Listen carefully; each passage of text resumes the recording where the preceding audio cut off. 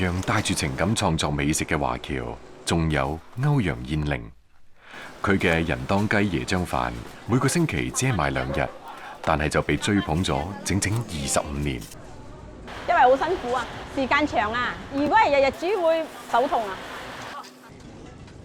一開始接手冇咁多生意啦嘛，咁樣我媽咧就教我煮潤蛋雞咯，再加多2、3樣菜咯，咁樣漸漸就吸引到好多客啊。人當慢燉嘅意思，馬來西亞涼野菜嘅一種。佢將傳統中國菜嘅烹飪技法同南洋嘅特色香料結合烹調而成，係椰漿飯嘅最佳拍檔之一。製作人當嘅材料有好多，香茅、椰渣、檸檬草、洋葱、大蒜等等，材料易買，技術難求。炒椰渣炒成個鐘，炒到佢黃咗，我哋就可以攞上嚟噶啦。椰渣係人當嘅靈魂，經過慢火翻炒至變黃之後，再攪拌成為椰渣油。炒製人當嘅每一個步驟都離唔開一個香字。猛火將香料翻炒出味之後，加埋提前備好嘅咖喱汁，等到咖喱汁同香料融合之後，再加入椰渣油，慢火熬製10分鐘。潤燈炒開嚟，你可以買潤燈生豬肉啊、牛肉、羊肉，全部都可以嘅。出品一味人當雞，淨係香料烹煮就要4、5個鐘頭，放雞髀都只係最後一步。當湯汁幾乎俾雞髀全部收乾嘅時候，人當雞先算係整成。我哋係馬六甲廣府人啊嘛，細到大都係食咖喱，都係可以屬於係廣府式咯。土生華人，南洋特殊嘅族群，早年處喺多元文化合縫中生存，勤苦耐勞加上善於思辨嘅性格，衍生出咗華人椰漿飯。呢個係一種喺南洋傳統做法上融入咗老廣家鄉特色嘅美食。喺菜肴嘅國度裏邊，點樣令到菜式嘅本味更加鮮美？對向來善於精食嘅潮汕人嚟講，係永恆嘅研究課題。從早到晚，食喺汕頭似乎從來都唔受時間嘅限制。大街細巷，地道嘅唔單止係美食，仲有隱藏喺美食背後嘅食文化。不管是大酒樓還是小食館，在潮汕所有的飲食店裏面，沙茶醬、豆瓣醬、辣椒醬，還有魚露，是潮汕的4大金剛。牛肉配沙茶，蝦棗配桔柚，普寧豆乾配韭菜鹽水，蠔烙配魚露，呢啲都係潮汕菜系裏邊嘅黃金拍檔。魚露又稱魚漿油，係潮汕人家必備嘅廚房神醬。魚露同潮汕鹹菜、菜脯並稱潮汕三寶。佢嘅神奇之處就在於佢可以為任何食材帶嚟海嘅味道。但係鮮為人知嘅係，要品嘗一口極鮮嘅魚露，要等3年嘅。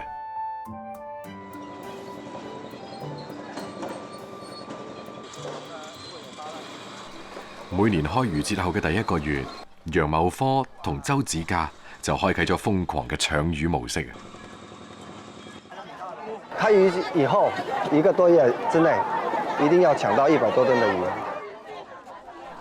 每日清晨，佢哋2個嘅腳步幾乎係要跑勻南澳嘅每一個魚碼頭。如果是聽到半夜有一些特殊的魚性，更要早一點跑過來。中秋前後，海魚最肥美，但係楊茂科同其他魚販嘅所求唔係太一樣。佢要揾嘅係廉價嘅小海魚。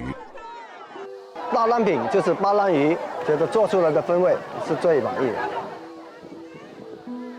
巴浪魚係一種高蛋白低脂肪嘅海魚，係魚露最優質嘅原料之一。我這邊3、400斤啊。3、400斤，那我也差不多了。啊，就冇夠。2人組合500個屠缸，上100噸鮮魚，醃製嘅第一步準備就緒。南澳魚露廠呢，在上個世紀20、30年代就已經有了。那这些陶缸到现在有40多年的历史，所以我就覺得這是很珍貴的一個傳承。20年前就因為眼前呢500個陶缸，令到楊茂科放棄咗水產買賣生意，同周子嘉一齊承接咗呢一間近100年嘅醬料廠。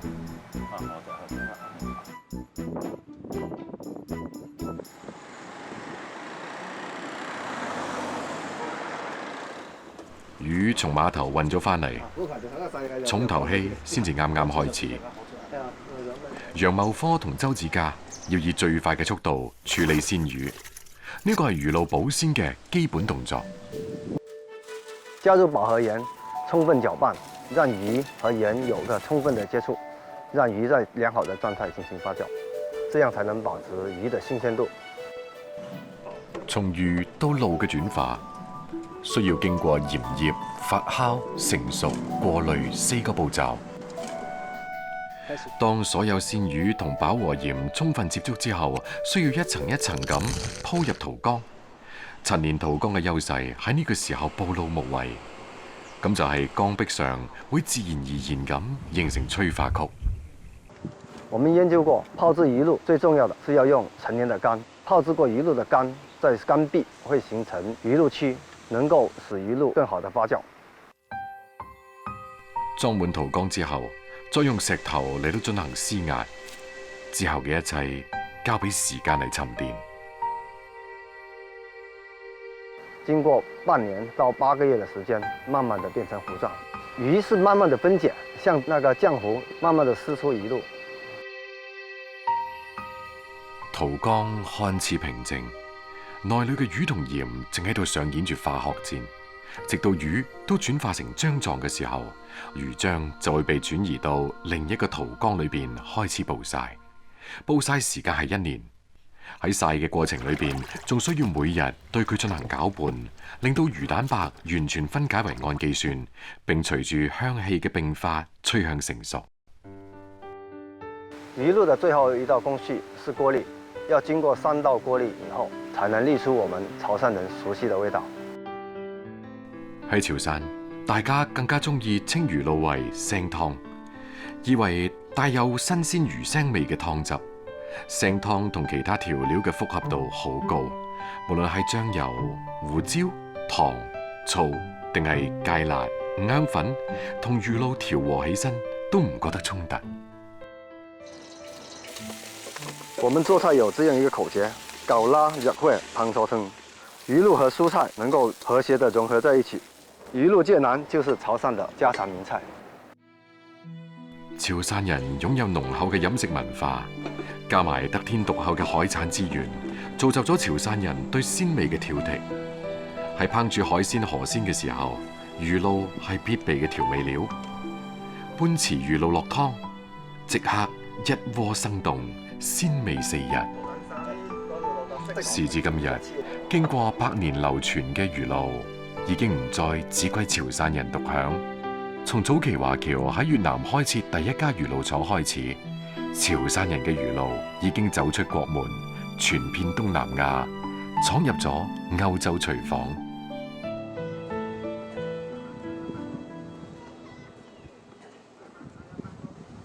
每年嘅中秋前夕，薛文佳嘅家庭小作坊都會一改往日嘅平靜，全家老少圍住一塊小圓餅轉。18歲就回來嘛，真正接手差不多15年了，不想把這個手藝失傳，想把它練到手，做得最好。製作小圓餅嘅手藝傳到薛文佳身上，已經係第14代。呢塊被當地街坊瘋狂追捧咗將近300年，更加係海外潮汕遊子節慶時最掛住嘅家鄉食物，叫潮汕撈餅。撈，潮汕方言指豬油，顧名思義，用豬油溝埋麵粉做皮，包甜餡，烤焙熟嘅餅叫撈餅。潮汕撈餅亦都以地方嘅唔同區分為義溪、蘇南同桂嶼3大撈餅，而薛文佳係桂嶼撈餅嘅傳承人之一。桂嶼這邊有10來家，我們都是堂兄弟，是我老祖宗傳下來的。我老祖宗創辦的時候就用薛元和這個字號。睇起身唔起眼嘅撈餅做法非常繁瑣，從餡料嘅準備、皮嘅製作到最後烘烤出爐，每一個細節都唔可以有半點敷衍。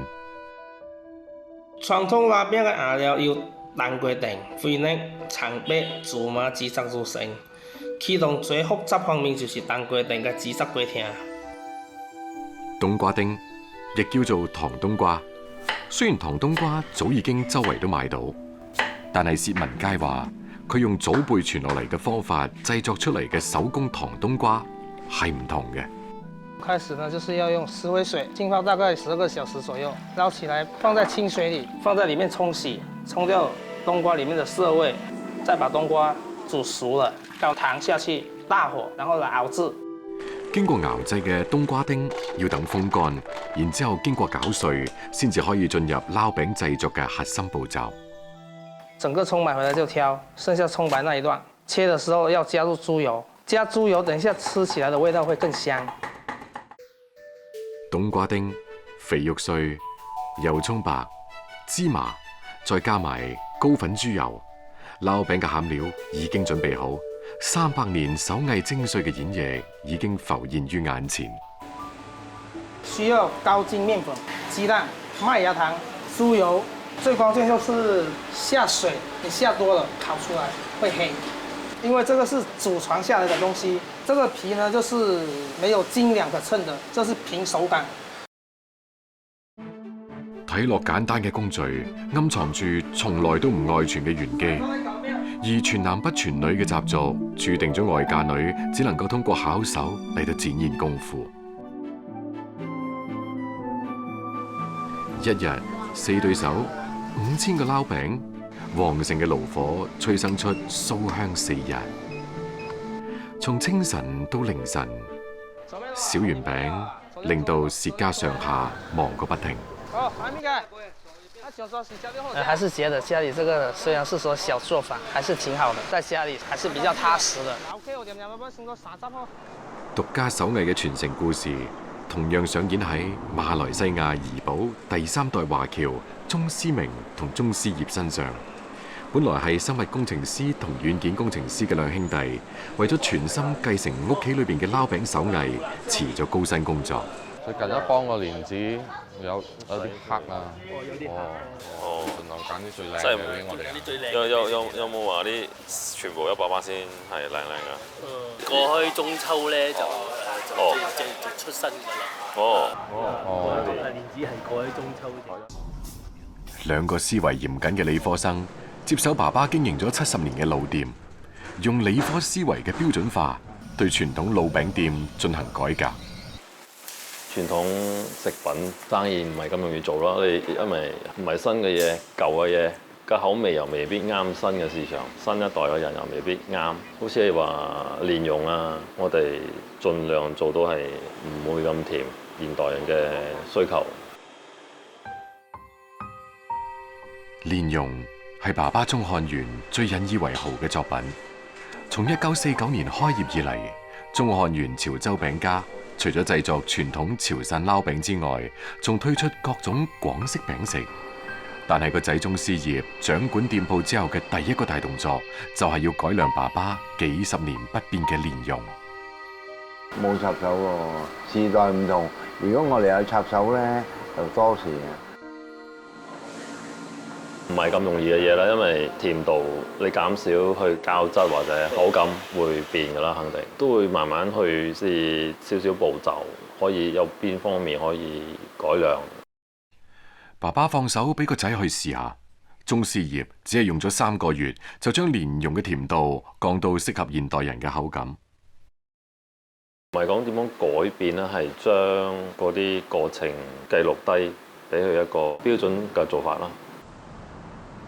通常佢就做生產嗰方面，咁我就睇下鋪面運營方面，睇下邊啲鋪面嘅嘢點樣可以 improve 啊。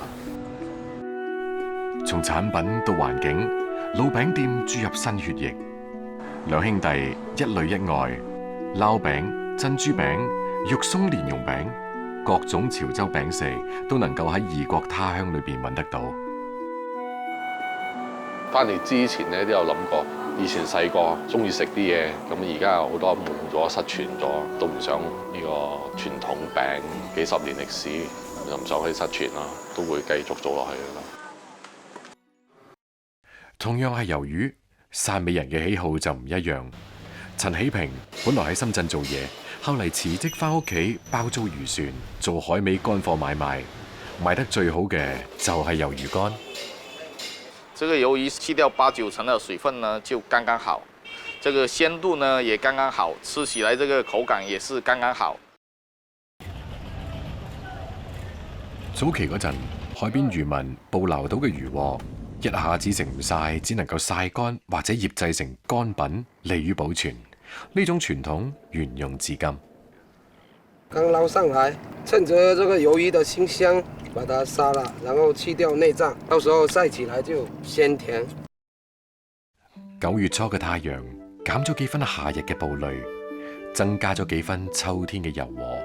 碼頭邊屋前嘅空地上，家家戶戶都忙住曬乾貨。陳喜平船上面晾乾嘅魷魚，亦喺呢一度沐浴住初秋嘅陽光。魷魚晾乾水以後，來到工廠這邊曬太陽，一般要曬2、3個小時。這個魷魚啊，外面曬到50%的時候就要拿進來了，因為覺得外面暴曬的話溫度太高，會把它曬焦，它的水分就出不來，轉移到這個室內，加點溫度，讓它自然的風乾。按照呢種方法處理魷魚，去除咗大量嘅水分，使到佢本身嘅氨基酸同蛋白質得到更大程度嘅保留，從而亦都更加鮮美。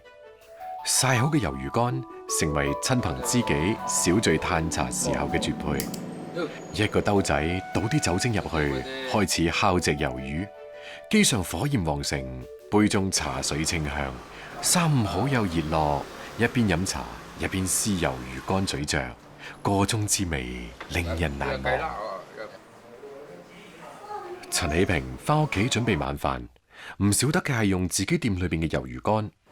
魷魚乾泡發之後，切成細塊，抌入油鑊度炒。藕片炒熱之後，再加水炆煮到水乾。倒魷魚入去炒勻炆煮2分鐘。魷魚既鮮又有一啲糯嘅口感，同藕片嘅爽脆啱啱好相反，但係又配合到恰到好處。老廣嘅餐台離唔開一啖湯，爆香魷魚乾，倒清水入去煲滾，放豆腐同瘦肉入去，雞蛋鑊裏邊拌勻，再加入珍珠菜，一道鮮美嘅家常滾湯大功告成。唔同嘅肉類一齊煮，可以令到其中嘅鮮味物質好好咁融合，從而令到味道更顯鮮美。呢一味湯雖然簡單，但係色香味俱全。魷魚呢一種普通嘅海洋食材，汕尾人令到佢滋味變得越發精細，以一種常用嘅灌木，為湛江人探索滋味世界提供咗另一條思路。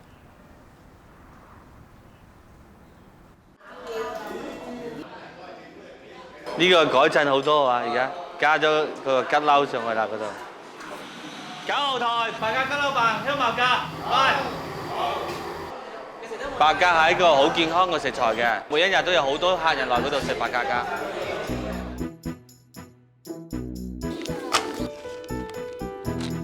李廣真係廉江本地人，2017年喺廣西陸川同朋友一齊養鴿，鴿場規模越嚟越大。為咗解決鴿嘅銷路，李廣真乾脆喺當地開咗一間鴿餐廳。但要將啲鴿搬上餐台，對於動物營養專業嘅佢嚟講，係一個新嘅挑戰。為咗將啲鴿做得好食，李廣真帶住團隊考察咗全國60-70家食鴿嘅飯店。白鴿呢有傳統好多種食法，我哋當地有種叫吉撈葉。吉撈呢，喺我了解中呢，就係當地只係煮飯。白鴿一齊煲飯應該都比較好啊！粒白鴿粒吉撈煲嘅，可唔可以換成煲仔煲嘅？梗係好啊，梗係更加香，係更加味道。係。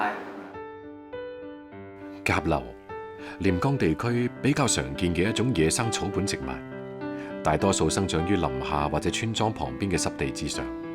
甲硫有一種特異嘅香味，有啲地方將佢用作香料，同紫蘇相提並論。當地人將佢嘅葉包入去粽裏邊，成為搶手嘅餐食。一早，李廣珍就同叔叔溫建祿一齊去採摘甲硫葉。哇！嗰度有好大片嘅吉褸喎。係啊，而家好少有咁大片嘅吉褸葉。係咯。緊佢嗰啲嘅葉啊、個花啊都要採翻嚟喎。係啊。個葉係比較厚嘅呢，個味道就比較濃啲。一定要青綠。我哋連江地區嘅話已經有成千年嘅歷史㗎啦。好香，根呢唔係勁，佢個味道比較濃啲。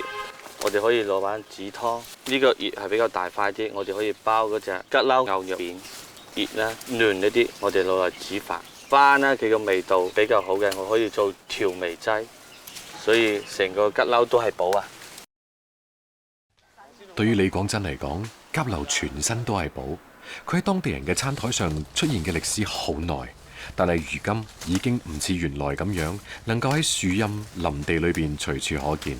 呢個亦係李廣珍一直擔心嘅情況。原來嗰種急褸呢，到處都係。佢話城市擴建、農村三改，而家搞得好少好少。急硫嘅現狀不容樂觀，但係佢嘅枝幹多節。如果枝幹接觸泥土，就每一節都可以長根。呢個特性仲係令到李廣珍覺得好欣慰。呢啲係比較自然生嘅，有一徑走度嘅話，佢就可以生長成片噶啦，繁殖能力係相當強嘅。摘咗更多夠啦，我哋翻去啦。係啊，係可以整咗勁比賽啦。係啊。採集翻嚟嘅甲硫葉必須要經過細緻嘅清洗先至可以煮餸。清洗有竅門嘅。選擇個葉呢，一定要完整。沒有蟲或者其他缺口，好似呢啲就唔可以用噶啦。因為嗰啲葉係野生嘅，佢咗外邊有好多塵同埋雜質，只有梗係兩個葉一齊搓下，佢會搓得更乾淨啲。我哋搓完咗之後，仲過咗3片清水先可以代煮菜。甲硫葉切絲剁碎，入鑊炒至脫水備用。鴿肉飛水炒到8成熟，浸過嘅大米混合甲硫葉，猛火煮5分鐘。鴿放入去砂煲，文火煮20分鐘。燜焗2分鐘之後，開蓋食用。濃濃嘅葉香、鴿嘅肉香糾纏埋一齊，飯粒軟糯，鴿肉鬆軟，甲硫葉同米粒混雜難捨難分。甲硫鴿飯最啱趁熱，凍咗就只能夠揸住異香若有若無嘅尾巴。甲硫牛肉餅係較為傳統嘅利用甲硫葉嘅一道餸。牛肉剁碎，蝦仁同熟薯仔壓泥混合成餡，甲硫葉剪成圓形，背面夾住餡料拍平，黐啲蛋液入油鑊炸到金黃。肉餅外酥內嫩，外層嘅蛋液同埋葉咬落去酥脆作響，甲硫葉嘅香味混合住餡料嘅味道，充滿成個口腔。每逢大年初3，廣東河源嘅中聯村總係蘇醒得特別早，一場特殊嘅春節競技比賽即將舉行。村裏面嘅問水塘由天然嘅地下噴泉形成。400幾年前，客家人因水源遷徙到呢度。族人迎春嘅傳統就係舉行捕魚賽，祈求豐年有餘。周曉康係村裏面最知名嘅大廚，每年嘅捕魚節佢都唔會缺席。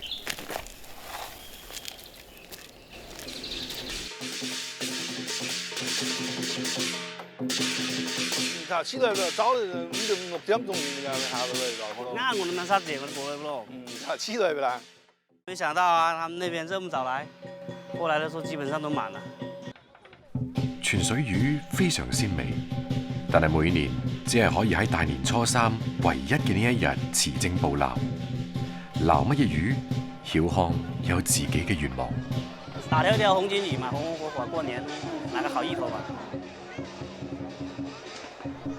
塘邊300年嘅檳榔樹旁邊已經聚集咗幾百個村民，圍捕只係得半個鐘頭，曉康可唔可以如願呢？沒有號令呢，我們聽到鞭炮聲響，我們就下。張鐵下主要溫水塘紅地下。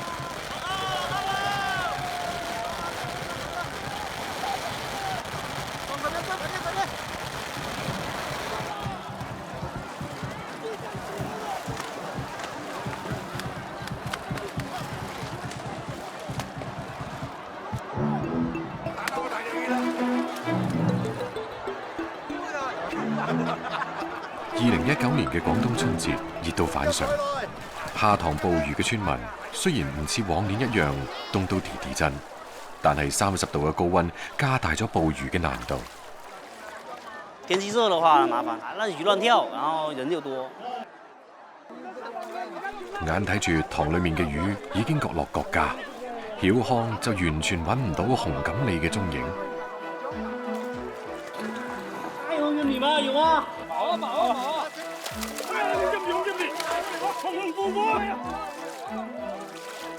混戰到咗尾聲，曉康變到好佛系啊！浑水摸魚的意思就是真的很多人純粹靠運氣的，再有技術也沒用，是展不開。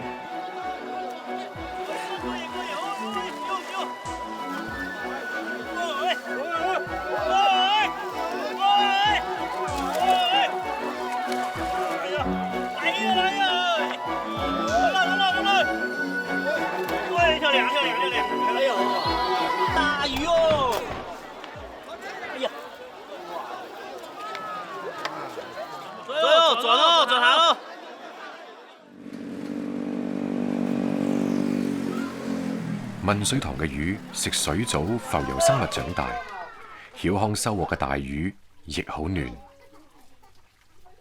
按村裏面嘅傳統，塘裏面嘅魚只能夠送，唔可以賣，而且初3嘅餐台上必須要有塘裏面現捕嘅魚。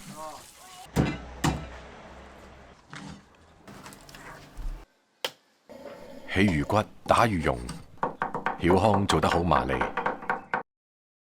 不到時間呢就催我，叫我回來，然後準備好材料。美極魚腩用海鹽醃製，可以去咗皮上面嘅黏液。一魚多食裏邊嘅椒鹽魚皮係最能夠體現老廣嘅物盡其用。酥脆嘅秘訣在於翻炸，低油溫炸完之後，200度高溫再炸。翻炒之後，表皮焦黃，肉質鹹香。過年呢，喝點小酒，這個比較下酒嘛，比較香口一點。用冬季稻草將五花肉捆綁，河源特色菜蜜香稻草肉。落鑊之前嘅炒糖色係關鍵。它一起大泡就可以下。你炒得不夠熱，不夠色，炒得那樣就不好看。細火燜40分鐘，五花肉吸收咗稻草嘅清香，稻草降解咗五花肉嘅油膩。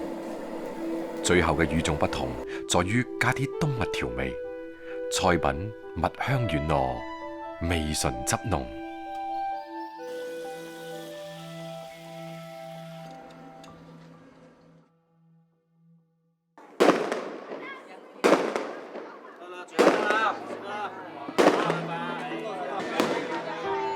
聽住唔間斷嘅炮仗聲，睇住身邊嘅一大家人享用自己烹製嘅家宴，勞作後嘅曉康覺得呢個年過得好滿足。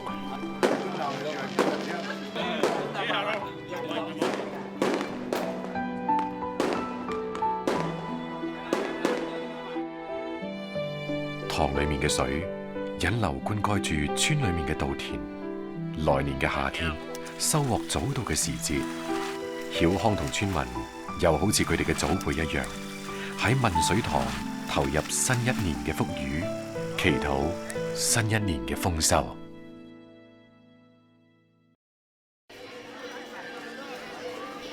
正月裏面嘅潮汕地區係全國年節嘅最大寶庫。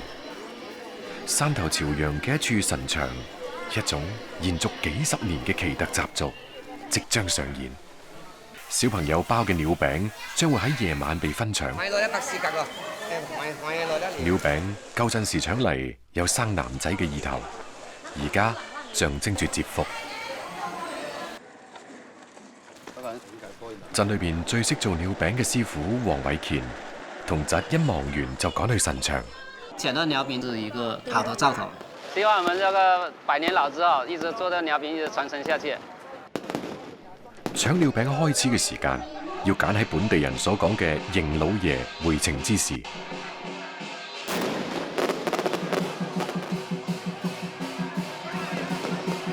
來，沒有搶，來。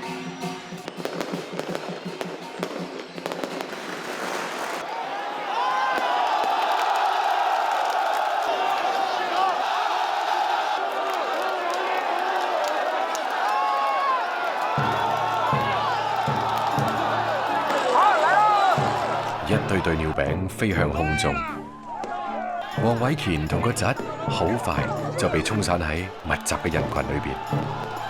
每年嘅正月20，本地人都會嚟呢一度湊個熱鬧，好似一年到頭必須要帶住期盼，逼一逼，嗌一嗌，先至可以喺眾人同賀嘅趣味裏邊體會濃濃嘅年味。拜得很開心，晚上呢搶鳥餅，達成了心願。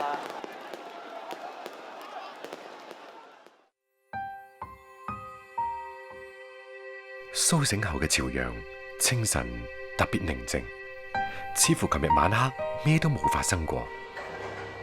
喺呢個131年嘅老字號餅店，黃偉乾嘅阿哥依舊每日喺7點半準時開門，而黃偉乾嘅爸爸已經92歲嘅老太爺，亦都照舊一見到忙唔過嚟就幫手。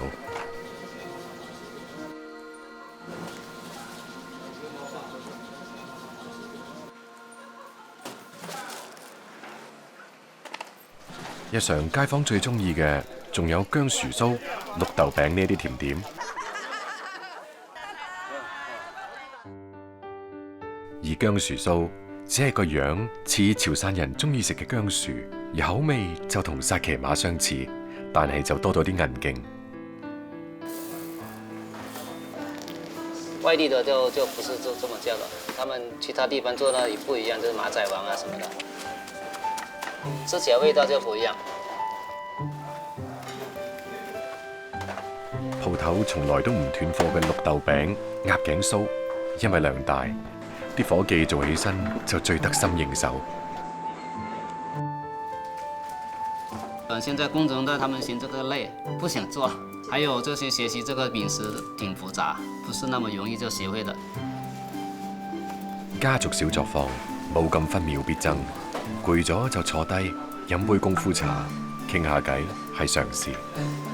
這個一模就是光緒13年，在虎島開始開張這個環太餅家，到今年是131年的歷史了。延續100年嘅餅店，亦需要節慶嘅照應嘅。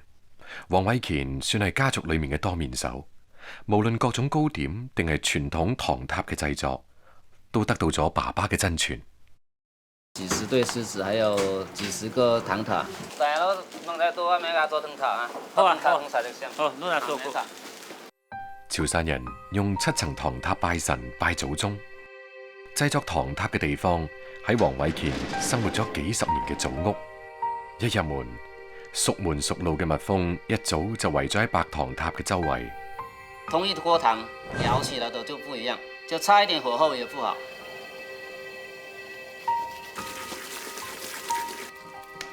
黃偉乾將白糖熬成糖漿，將糖漿糊倒入裝好嘅模具裏邊。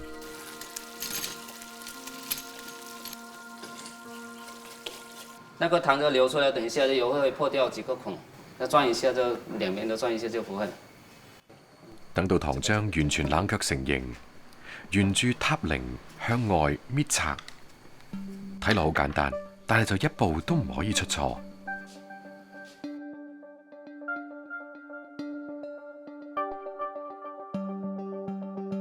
將長相一致嘅模具按序排列，黃偉乾有啲咩特殊嘅門道呢？這是我們做作業記號，然後這個是按順數排列起來的，一片一片的對整齊，就不要搞亂了，搞亂了做起來這個位置就不對了。我再去，我叫老媽去只拗住去路，即陣啊，除到8-7件差唔多。啱啱接到嘅訂單就係要用花生糖堆造13層嘅工藝糖塔。花生糖先分層製作切割備好。唔好啦，唔好水啦，我碌過碌。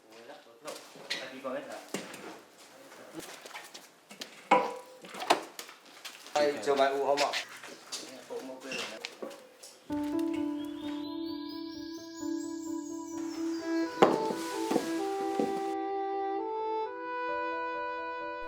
製作仲未到一半，糖塔嘅一個部件突然間碎咗，但係所有材料都冇備份。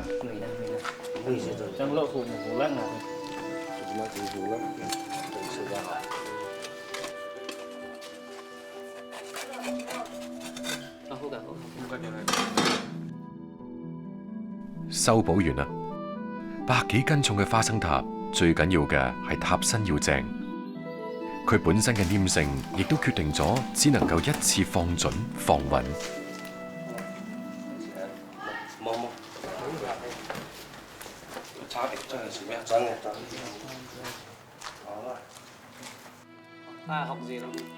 貼的都是麥芽糖，都可以吃的。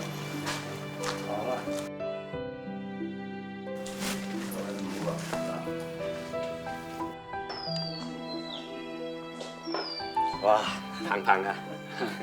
這個就叫糯貝雲能加料，糯貝勁嘅就糯貝雲能嘅就。緊張嘅忙碌終於告一段落。正因為黃偉乾對祖傳老店嘅呵護，街坊記憶中嘅甜食先至不曾消逝。因為變化中嘅堅守，一家人因一家店枝繁葉茂，生生不息。就是要保持這個主業，這質量是最重要的。被春色裝飾到花紅綠柳嘅3月，總係有特別多同農事相關嘅新造旅遊節慶活動。今年桃花節嘅馬拉松賽，將大家帶入咗九峰嘅桃林福地。呢個令到本地經營客棧嘅陳豐達心裏邊安穩咗少少。達哥係寧波人，喺深圳做咗32年廚師，半年前決定返到老婆嘅家鄉，投入咗畢生積蓄改造老屋做生意。執好啲房間啦喎！做了幾十年廚師，每天面對的是油煙，自己也膩了。這裡的空氣好，我們寧波的經濟也很好，然後我自己感覺是成了廣東人了。今晚1、2、3、4、5、6、7位喎，好。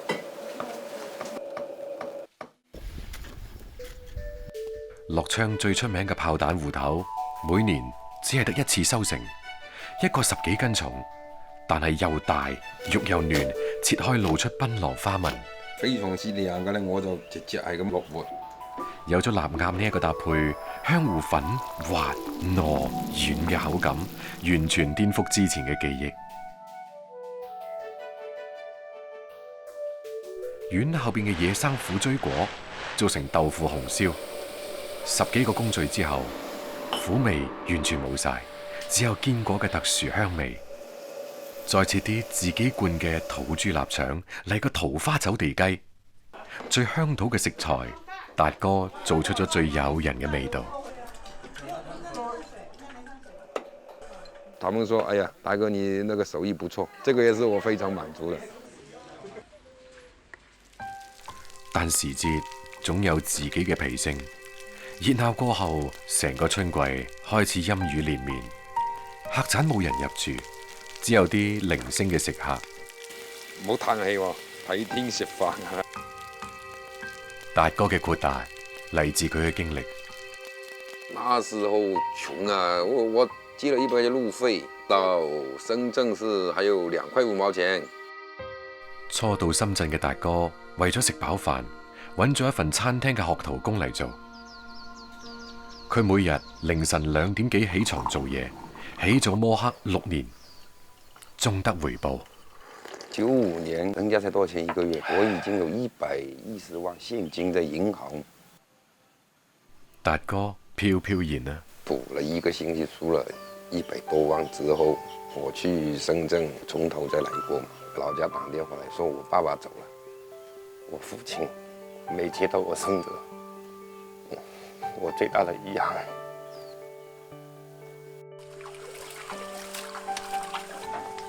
就咁樣起起伏伏，喺他鄉奮鬥，所幸太太彩霞一直陪喺身邊。而家兩夫妻齊心協力喺桃林旁邊尋找商機。為咗延長旅遊季，九峰果農種植咗10幾種桃李，花期果期都唔相同，但係綿長嘅雨天就打亂咗節奏。呢幾日，達哥成日都撞到賣唔出桃嘅鄉鄰，於是佢諗咗條橋，賣桃子啦，賣不出去啦。你看要多少箱嚟賣啊，大哥？第一次喺朋友圈度做銷售，達哥心裏邊冇乜底，因為桃嘅保鮮期真係太短啦。佢凌晨5點就叫埋太太去個林裏邊幫手。我仲有100斤快遞㗎喎。哇！呢串大啊，呢串啊，即刻快啲過嚟執呢邊啦。哦，嚟啦4隻波頭嗰啲唔好要啊，唔得。哦。雨水太多了，盡量把它消。水果這個東西等不得。啱啱出桃林，達哥就急急腳去打包發貨。哎呀，好重啊！慢慢嚟喎。這裡收購是多少？網上快遞又是多少錢1箱？今朝買啲桃點嘅？今朝3蚊2斤喎。哇，咁好價錢啊！食盒翻嚟整啲生菜咯，油桃炒咕嚕肉。我都未試過。未試過咪俾你試下咯，好嘛？樂昌嘅油桃纖維少，口感爽脆。達哥可唔可以用油桃嚟到挑戰菠蘿，做到酸酸甜甜嘅咕嚕肉呢？要處理一下，放一點那個生粉。是誰規定咕嚕肉一定要配菠蘿啊？要配水果只是解去肉的油膩。油桃咕嚕肉嘅成功，俾咗信心達哥，佢準備再試試搭配基圍蝦。但係過多嘅汁液令到味道有啲寡淡。加點那個雞蛋，讓它鎖住那個水分也是。用蛋液包裹之後嘅桃肉表現更加好。反覆試驗之後，蜜桃基圍蝦嘅混合，清甜爽口，別有一番風味。呢次啊，水分鎖住咗，味道好好多啦。創新總係伴隨住風險。哎呀！達哥走傳統路線，將桃林走地雞加上泡發後嘅本地桃膠，只需要喺蒸櫃上面等20分鐘，一煲養顏湯就膠質十足，飲一啖怦然心動。返到家鄉，同屋企人一齊建一座小院，熟悉嘅村景令到達哥嘅世界柔和咗落嚟。好味。達哥覺得喺屋企人身邊感受鄉鄰嘅善意，就算清苦一啲，都係人生嘅小確幸。